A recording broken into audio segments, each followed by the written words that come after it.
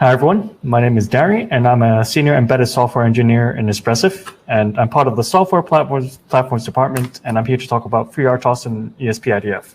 So let's get started. So what I'm going to be covering today is some of the basics, since this talk is quite technical. I'll cover what multitasking is and what SMP or symmetric multiprocessing is. And afterwards, I'll cover a bit of history about esp32 and how we came to use FreeRTOS. And then I'll cover some of the different implementations of FreeRTOS, such as vanilla, IDF SMP, and Amazon SMP.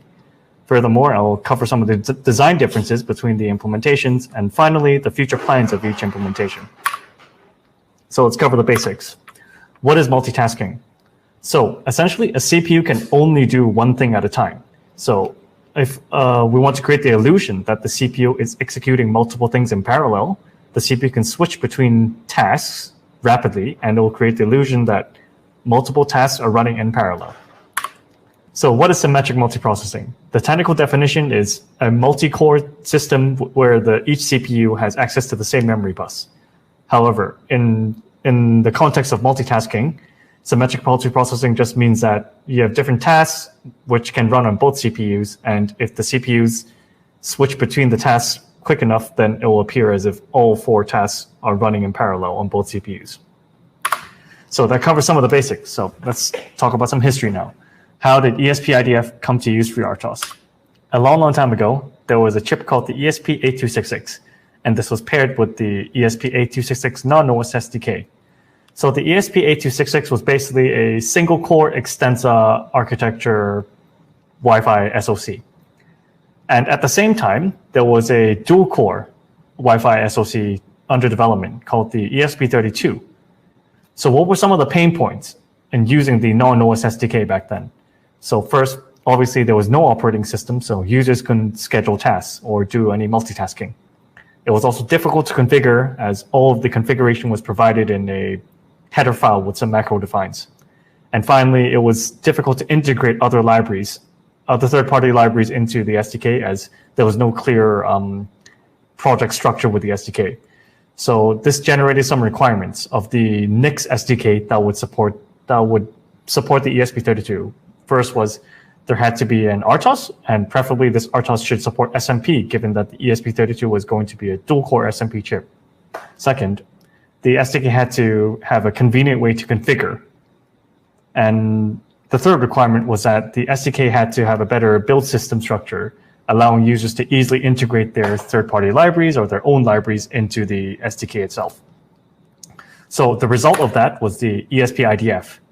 So the esp32 came called a component-based SDK structure, where all of the different features were treated as different components in different directories. And within each directory, there will be a separate configuration file. And for the SDK, it used kconfig to support ease of user configuration. And finally, the operating system we chose was FreeRTOS, where we modified the single-core original version of FreeRTOS to support dual-core SMP. Some of you may be asking, why FreeRTOS and why modify it? So firstly, FreeRTOS is free and open software. It's quite popular and it's very lightweight. So given that it's popular, there's bound to be a lot of third-party support and third-party libraries that can easily integrate with FreeRTOS. And more importantly, FreeRTOS is a microkernel, meaning that it doesn't come with drivers or any network stack. So it fit quite well with the component structure of IDF, where you could treat FreeRTOS as a component, and then all of your other components, such as your network stack, your drivers, could simply call the FreeRTOS API as if it were a SDK component. So what are the different implementations of FreeRTOS in relation to esp32? There are 3, which is vanilla FreeRTOS, IDF SMP FreeRTOS, and Amazon SMP FreeRTOS. Side note, these aren't any official names. They're just names given for the purpose of this presentation to differentiate between the implementations. So vanilla FreeRTOS is the traditional single-core FreeRTOS written by, I think, the real-time engineers, or Richard Barry, and is what you can find online. IDF SMP FreeRTOS is the dual-core SMP modified version that was written by us and integrated into IDF. And finally, there's Amazon SMP FreeRTOS, which is quite a recent addition, where Amazon themselves wrote an N-core SMP version of FreeRTOS, and N-core meaning that it can support more than 2 cores. So let's cover some of the highlights of each implementation and their advantages and disadvantages. So with vanilla FreeRTOS, as we've covered before, it's your standard single-core FreeRTOS. It's quite popular and it's got quite a long legacy. FreeRTOS basically provides all of the essential kernel features that you would want out of an RTOS. So synchronization primitives, task scheduling, interrupts, critical sections, etc. And it's also highly configurable. There's a list of FreeRTOS configs that you can provide to tweak the scheduler to your liking. So the advantages, extensive legacy, and it's quite stable given that it's pretty much used in a lot of places. And it's now actively maintained by Amazon. So there's a team of professionals working and actively maintaining and updating it. But what are some of the disadvantages? Well, it's single core, so it can't natively support some of our dual core chips like the esp32 or the esp32S3. And more importantly, it's not actually supported in esp-IDF. So when you build for a single core ESP chip, it's not actually building vanilla FreeRTOS. So if it's not building vanilla FreeRTOS, what is it actually building? That's when we come to IDF SMP FreeRTOS. In order to support our dual core chips, such as the esp32 and the esp32S3, what happened was we took the original FreeRTOS and then modified it so that it could support dual core SMP. So the current version of IDF SMP FreeRTOS is based off the vanilla version 10.4.3 source code, where we took the 10.4.3 source code and then we applied the dual core SMP changes onto it. So, and even though it's dual core SMP, it can also run on single core targets. What happens is that you just set the number of cores configuration to 1. But what are the disadvantages? When you set the number of cores to 1, it's not actually running vanilla. So there are some subtle behavioral differences. And also, it doesn't support all of the vanilla FreeRTOS configurations. So I don't think we've ever tested IDF SMP with like preemption disabled, for example. So now we've come to Amazon SMP FreeRTOS. This was a recent addition. Amazon wrote a N-core capable SMP FreeRTOS version of FreeRTOS, and there's an experimental port of it within esp-IDF where users can enable it using menu config. So what are the advantages? Well, obviously it supports N cores. So, in the future, if there's a possibility where there's an ESP chip with more than 2 cores, then Amazon SMP FreeRTOS is well positioned to immediately support that. And also, Amazon SMP FreeRTOS is actively maintained by Amazon.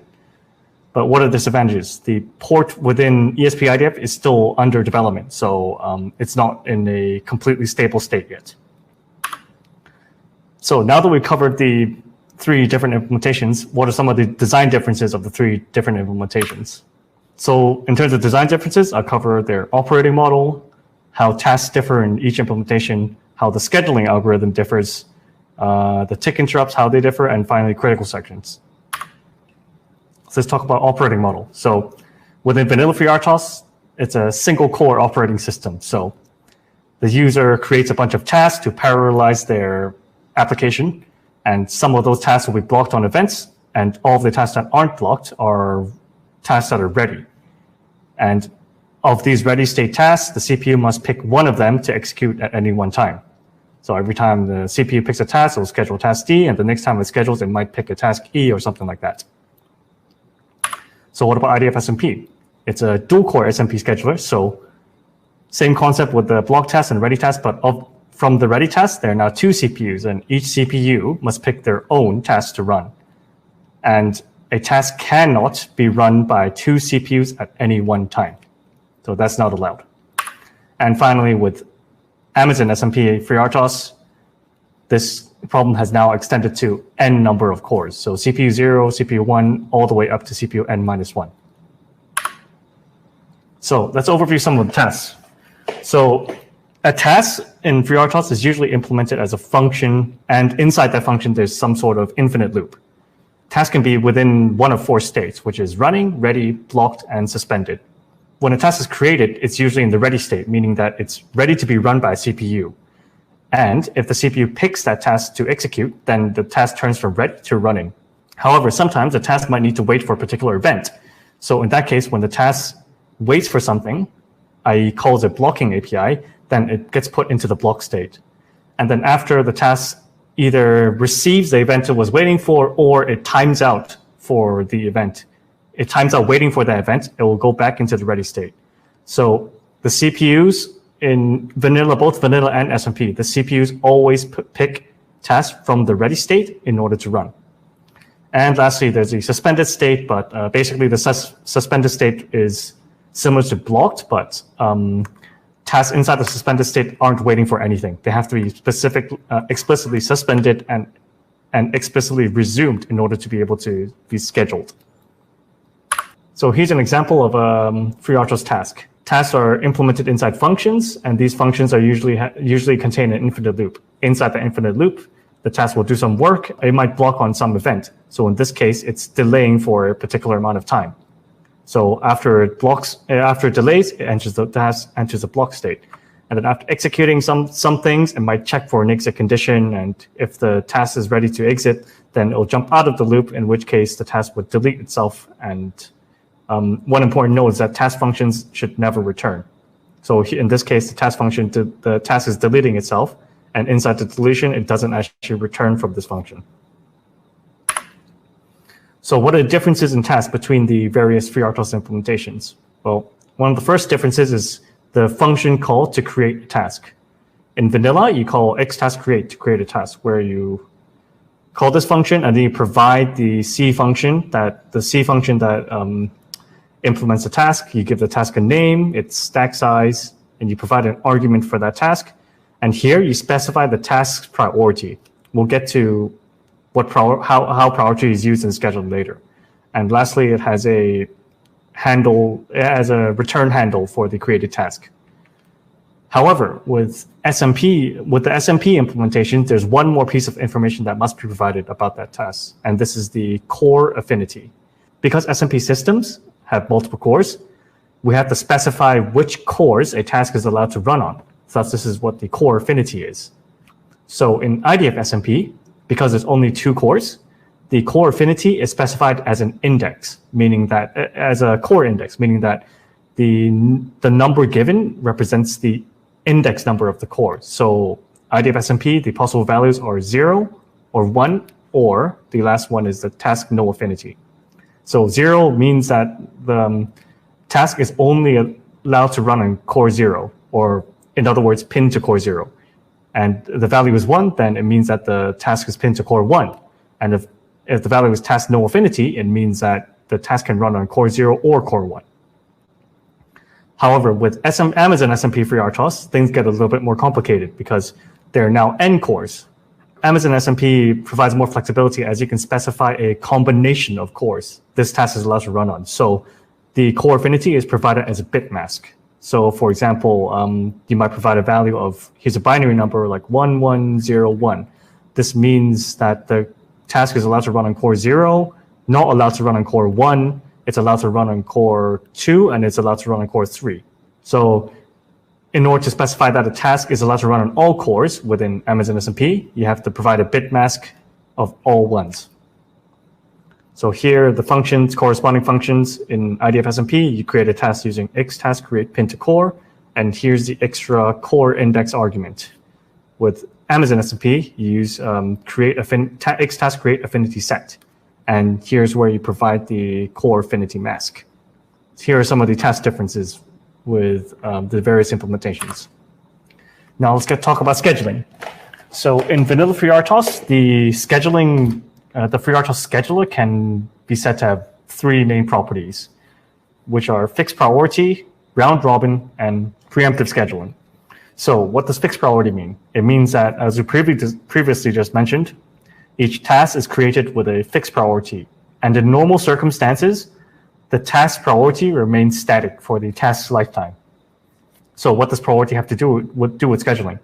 When the scheduler goes and picks a task to run, it always picks the highest priority tasks that are in the ready state. So, but what if the current highest priority ready state has multiple tasks in it? then that's what we come to round robin.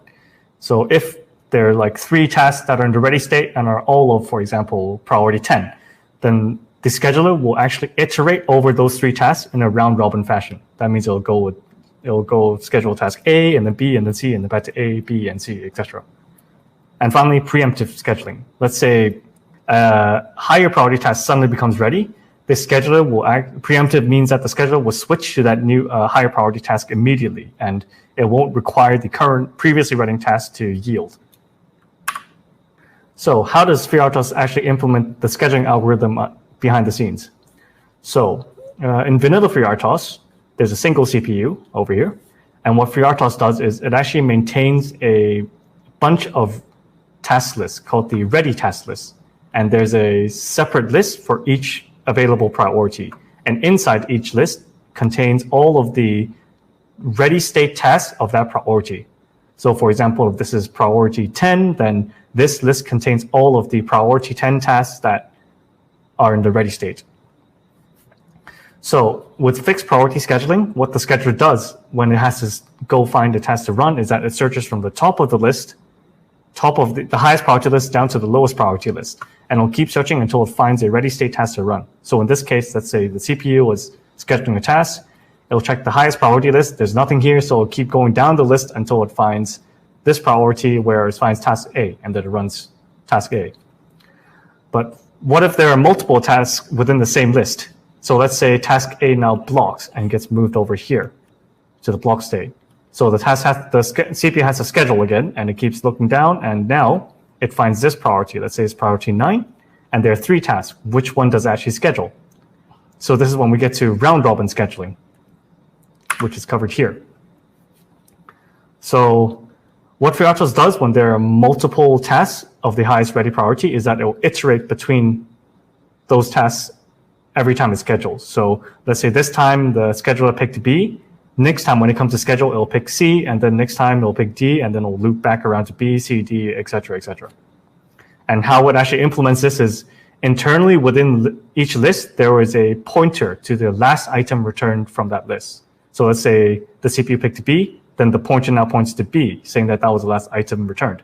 And next time it comes to schedule, it will just take the last pointer and then get the next item from that, and then the pointer moves up with it as well.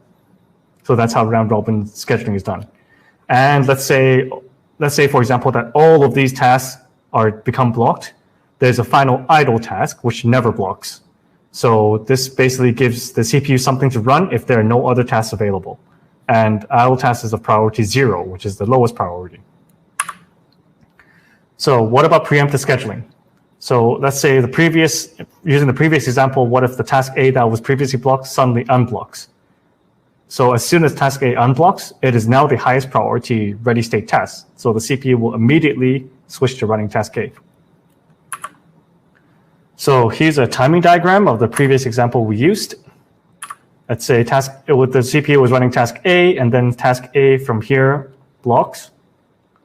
And then after task A blocks, B, C, and D were of the same priority. So the scheduler basically round robins between B, C, and D until at some point task A unblocks. And because task A unblocks, it's the highest priority task, so the CPU continues running task B.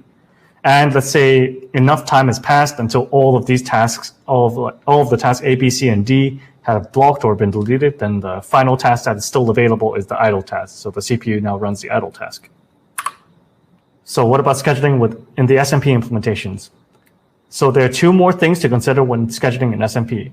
First is, before a CPU scheduled a task, the CPU must first check whether the task has a compatible affinity, meaning that when a task was created, did the specified core affinity allow the task to be run on the current core? And the second is the task must not already be running by another core. So because of these considerations, this actually affects how fixed priority, round robin, and preemptive scheduling manifests within the SMP implementations. So for example, for fixed priority in SMP implementation, just because there are n cores does not mean that the n highest priority tasks are always run. For example, if the n highest priority tasks don't have a compatible affinity with one of the cores, then that core might be forced to go to an even lower priority to find a runnable task. And with round robin, same thing. Within a single task list, let's say there's A, B, and C. When a task is iterating over the list to find the next task to run, if that task does not have a compatible core affinity, it might have to skip over to the next one. So we won't get a perfect round robin within the same task list. And finally, preemptive scheduling. When a task unblocks, like in the previous example, so when a task unblocks, we have to actually decide which core would be preempted in order to run that higher priority task. So here's an example of fixed priority scheduling in SMP. So I'm using the IDF SMP here because there's 2 cores. So you notice that each of the tasks now have a core affinity on top of them. So for example, task A has no affinity, meaning that it can run on both CPU 0 and CPU 1. And task B, C, D have a core affinity of 0, which means that they can only run on CPU 0. Likewise, task F can only run on core 1. So let's say that CPU 0 and CPU 1 haven't scheduled anything yet. So let's say CPU 0 comes to schedule, it goes from the top of the list and then finds task A is the highest priority task. Task A isn't run by anyone else, and it also has compatible affinity. So CPU 0 runs task A. Now it comes to task CPU 1 to schedule. It goes down the list and finds task A is the highest ready priority task, and it also has compatible affinity. But CPU 1 can't run task A because it's already being run by CPU 0. So it has to go down the list and keep looking. It jumps down to the next priority. CPU 1 sees that there's task B, C, and D, but incompatible in affinity, so it has to keep looking. So it goes down to one lower priority and then finds task E and F. Task E has a compatible affinity, so CPU 1 picks task E to run. And let's say CPU 0 comes back to schedule again, same flow, it goes down, finds task A, runs task A. But now when CPU 1 comes to schedule again, it goes down the similar flow, but because there are 2 tasks within the same priority, it will actually round robin and run task F on the next iteration. So the scheduling diagram will look something like this. For CPU 0, it would just be running task A all the way through. And in this case, with CPU 1, it will actually alternate between E and F. It will run a bit of E and then round robin to F, and then E and then F, etc., etc. In this example, CPU 1 was a bit lucky because within this same list, it could run both E and F. But what if there was a case where for CPU 1, it was running into a case where this task was pinned to core 0 and core 1 and core 0, where in a single list, there were some tasks which CPU 1 could not run. So it would mean that CPU 1, when round robining through the same list, would end up skipping over some tasks. So for example, it can't run this, so it'll skip over and run task 1. And then afterwards, it'll skip over 0 and then come back to task 1. So we can't use the vanilla FreeRTOS way of using the last item pointer of the list to get them to round robin within a given priority. So what do the SMP implementations actually do? The trick is to actually always search from the start of the list and also put the last run task to the end of the list. So let's say that this is all within the same priority. Let's say like priority 10, and priority 10 is also the highest priority. Let's say CPU 0 is running task A, CPU 1 is running task B, and the task affinities are listed below them. Let's say CPU 0 now has to do a reschedule. How does SMP handle the round robining in this case? So what happens is that because CPU 0 was previously running task A and CPU 0 is rescheduling, task A gets put to the back of the list. And then afterwards, CPU 0 must now start searching from the front of the list for the next task that it can run. So it sees task B, but it can't run task B because it's being run by CPU 1. So CPU 0 continues looking. It sees task C, can't run task C because it has an incompatible affinity. So it jumps to the next one and finally finds task D. CPU 0 can run task D, so what ends up happening is that CPU 0 schedules task D. So CPU 0 ends up scheduling task D, and the resultant list looks like this, where CPU 1 is still running task B, and the CPU 0 is now running task D. It's now CPU 1's turn to schedule. we do the same thing where we take CPU1's previously running task and we stick it to the back of the list, and then CPU1 starts searching from the front of the list for the next task it can run. It sees task C, so CPU1 starts running task C, which results in this. So CPU1 running task C and CPU0 running task D, like that. So now let's say it's back to CPU0's turn to reschedule. So CPU0 was previously running task D. We go here and stick it back to the end of the list, and then CPU0 starts searching from the front of the list for runnable tasks. It can't run task E, and then it jumps to task A. So CPU0 is now running task A. So CPU0 schedules task A. And the result of sticking the last run task to the back of the list and then searching from the front is that eventually all of the tasks will have a chance to run, as if a task was not run for a prolonged period of time, it will end up at the front of the list. So this doesn't produce a perfect round-robin scheduling, but it still gives that. It will avoid the scenario where a task is consistently being skipped over by CPUs when they're traversing a list. So now let's talk about preemptive scheduling in SMP. So let's say task A was previously blocked and is now unblocked and is also the highest priority task. So we have to pick which core to preempt. Does task A preempt CPU0 or does task A preempt CPU1? Well, the answer to that is it depends. So what does it depend on? In IDF SMP, when a task A unblocks, preemption only occurs if task A has a higher priority than one or more cores. And of those cores, task A has to have a compatible affinity with them. So for example, let's say this is priority 10 and this is priority 9. Task A is unblocked and task A is of priority 10. So task A has a higher priority than both CPU0 and CPU1. So that means that task A can technically preempt CPU0 and CPU1. But let's say now that task A is pinned to CPU0, then under no circumstances will task A ever preempt CPU1 because task A can't run on CPU1. But what if task A was not pinned to any of the cores and was also higher priority? Then in IDF SMP, there's a bias towards the current core. So what does this mean? It means that if task A was unblocked and it had no affinity, then whichever core caused this unblock will be responsible for being preempted. So for example, if core 0 was the one that caused task A to unblock, then task A would actually preempt core 0. And likewise, if core 1 was the one to unblock task A, then core 1 would be preempted. So this biasing is specific to IDF SMP. Let's take a look at Amazon SMP. So Amazon SMP has similar considerations where when task A unblocks, it has to have higher priority than one or more cores, and task A also has to have compatible affinity with those cores.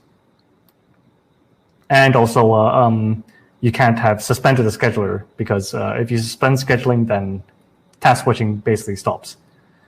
However, with regards to selecting which core to preempt, Amazon SMP will try to select the lowest priority core with compatible affinity to preempt.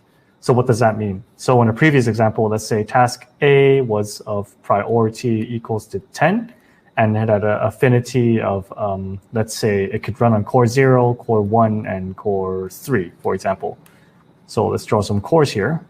Let's say 0, 1, 2, and 3. So because task A is can only run on 0, 1, and 3, it would never consider preempting task 2. And let's say it has a priority of 10, and let's say core 0 has a priority of 8 right now, core 1 is 7, and core 3 has 12. Well, priority 10 is less than core 12, so it won't preempt core 3. So what's left is core 0 and core 1. Since core 1 has the lowest priority, then core A ends up preempting core 1. So that's the preemption algorithm in Amazon SMP. So now let's talk about tick interrupt. So what is a tick interrupt? Within FreeRTOS and other operating systems, there is a periodic interrupt that occurs. So for example, interrupt that occurs every 1 millisecond. And that interrupt basically drives the entire operating system's timing. So every time the tick interrupt occurs, it increases something called a tick count. And the tick count is basically the current time of the operating system. And everything, all of the all timing related things within the FreeRTOS are measured in terms of ticks. So for example, if the tick interrupt happens every 1 millisecond, then the highest resolution of the length of delays is 1 millisecond. So when FreeRTOS runs a tick interrupt, the tick interrupt is responsible for incrementing the tick count. And because it increments the tick count, it will know what block tasks have now timed out. So it will unblock any tasks that have timed out. And then furthermore, it will also do something called time slicing, which is to check whether the CPU's current executing priority has other ready tasks of that same priority. And if so, force a reschedule. So what happens is that basically this is driving a periodicity of the round-robin scheduling. And finally, the tick interrupt runs a user-provided application tick hook. So about time slicing, let's take a look at an example. So for example, the tick interrupt happens at these intervals, so T1, T2, T3, T4, etc. And these are the current tasks available. So A is priority 2, B, C, D is priority 1. So let's say here's where time starts, and then task A is being run by the CPU, and then at some point task A blocks. So because task A is now blocked, the scheduler goes back to running task B and task C and task D. But because the tick interrupt forces a reschedule every tick, it causes the round robin schedule to happen every tick. So the result is that each of those tasks of the same priority get almost the same share of time, or the same amount of time slices. That's why it's called time slicing. And this time slicing repeats until task A gets unblocked. So task A gets unblocked and then let's say it blocks again, and then time slicing resumes. So time slicing basically is it's a mechanism to allow tasks to have almost an equal share of running time. That is to say, a task of equal priority have an equal share of running time, but it's not a completely equal distribution. So what about tick interrupts in IDF SMP? Now, this gets complicated by the existence of the extra core. So do we want both cores to increment the tick count or not? So in IDF SMP, both cores receive a periodic tick interrupt, but both of them, the responsibilities of each core are different when they come to execute the tick interrupt. So all of the timing related things, such as incrementing tick count and unblocking timed out tasks, that is delegated to core 0. So basically core 0 does almost all of the same things that the vanilla FreeRTOS tick interrupt does. But a small difference is that for time slicing, it only forces a reschedule for core 0. So when does core 1 do time slicing? Basically, when core 1's tick interrupt comes, then it will check for time slicing for its own core and also run the application tick hook. So for Amazon SMP, things are simplified even further. Basically, only core 1 has a tick interrupt. And core 1 will basically carry out all of the tick interrupt responsibilities. But for time slicing, it will actually check if each core's current priority has other tasks of the same, other ready state tasks of the same priority, and then force a reschedule on those cores if they can time slice, basically. And finally, let's talk about critical sections. So, quick overview. If two threads are concurrently accessing the same data, then there's a possibility that one thread corrupts the access of another thread. So the classic example is if two threads of execution try to increment a variable at the same time. Let's say the variable is 0, and then both try to increment it by 1. Then if both threads execute at the same time, then instead of the variable being incremented twice, the variable will end up being a value of 1 instead of 2. So a critical section is a section of code that cannot be executed by more than one thread. So basically what happens is that a critical section forces a piece of code to be serialized across when executed by multiple threads. So what are the possible concurrent threads of execution? There are software threads, which are basically other threads, other tasks, hardware threads, which is another CPU core running at the same time, and also ISRs. Basically, while you're incrementing the variable, an ISR could occur, in which case the ISR could also access the same variable, which could cause similar issues. So how are critical sections done in vanilla FreeRTOS? So in vanilla FreeRTOS, the only concurrent threads of execution are basically tasks and ISRs. So to guarantee that a section of code is only ever executed by one thread of execution, all we need to do is basically disable interrupt, because when we disable the interrupts, ISRs can't occur, and we can't switch to another task while interrupts are disabled either. So once we disable interrupts, we guarantee that only one thing can increment this variable at this time. However, with SMP, things get a little bit more complicated, because even if you disable interrupts, the other CPU still exists, and the other CPU is running something at the same time. So disabling interrupts is no longer sufficient to guarantee a critical section. So what we do in IDF SMP is that we use something called spin locks. Basically, before we enter a critical section, all threads of execution that want to access that shared piece of data have to take a lock. And basically, if a thread of execution has already taken a lock, other threads of execution, such as tasks, ISRs, or the other CPU, will basically spin in place until the current lock holder has released it. So more specifically in IDF SMP, the locks are granular. So users can define their own data or their own object or structure, and then they can also define a lock to protect that data or object. And users can define their own users, or other IDF components will define their own locks, and they can control the amount of granularity. However, with Amazon SMP, the problems are similar, where the other CPU exists, and they also use spin locks, but the main difference is that critical sections now use a big kernel lock approach, meaning that all critical sections contest for the same lock. So there are some benefits to this, meaning the main one being that there's no possibility of deadlocking, and it also simplifies some of the concurrency issues within the operating system. However, a big downside to this is that all critical sections basically try to contest for the same lock. So if two threads of execution are accessing completely different pieces of data, and they both try to enter critical at the same time, they will still contest with each other. So this could lead to some basically lower performance in code. So now we've discussed all of the most of the major design differences. Let's now talk about the future plans of each implementation in ESP-IDF. So here's an overview of the different implementations, what the current status is, and main goals in the future are for each implementation. So vanilla FreeRTOS currently not supported in IDF, but we want to have some near vanilla support in ESP-IDF in the future.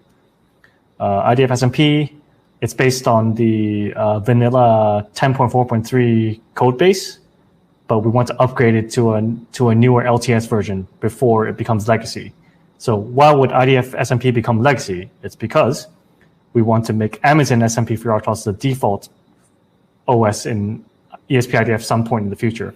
So the current status of the Amazon SMP port in ESP-IDF is that it's quite experimental, and there's still some issues with it and some performance issues we need to solve. However, given enough time, we'll keep working on it, and then in the future, it will become the default FreeRTOS implementation within ESP-IDF. So let's go more in depth. Future plans for vanilla FreeRTOS. Currently, if you build FreeRTOS for a single core target, you're not actually running vanilla FreeRTOS. It's running IDF SMP with the number of cores set to 1. So the downside to that is that due to some of the design differences in IDF SMP, it's not immediately, we can't guarantee that application written for vanilla FreeRTOS would immediately work in IDF. So the reason for us wanting to provide a vanilla FreeRTOS or near vanilla FreeRTOS implementation within ESP-IDF is that users porting code for other single core FreeRTOS projects can immediately integrate them into ESP-IDF.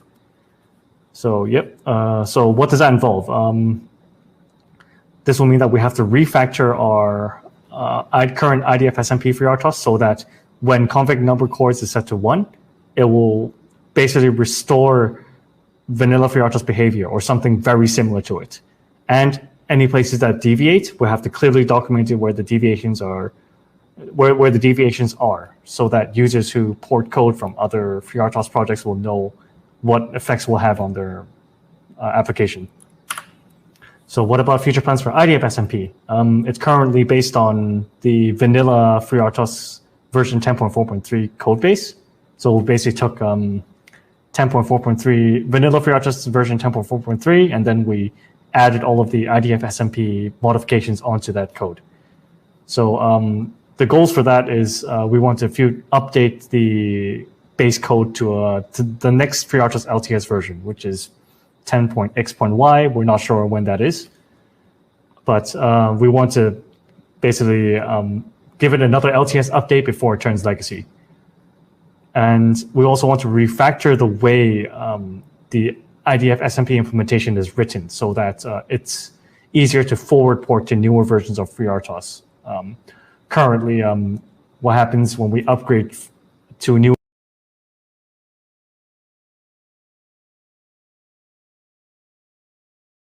port over the behavioral change.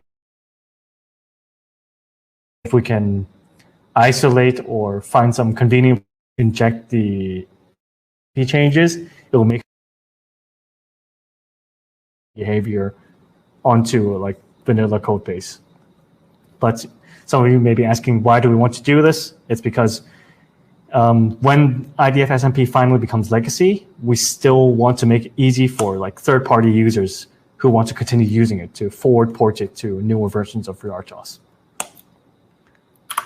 And finally, we have Amazon SMP. So currently, it's still an experimental port, and there are some known issues. So the main goal for this is to make it good enough to be the default FreeRTOS, which means resolving some of the known bugs and issues, improving performance, and also improving test coverage.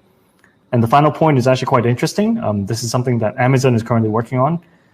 They have plans in the future to be able to merge the SMP, Amazon SMP FreeRTOS codebase with the vanilla one. So in the end, they will just have a single version of FreeRTOS, which can do single core and SMP. So I guess that covers everything. And I'm dropping some resources here for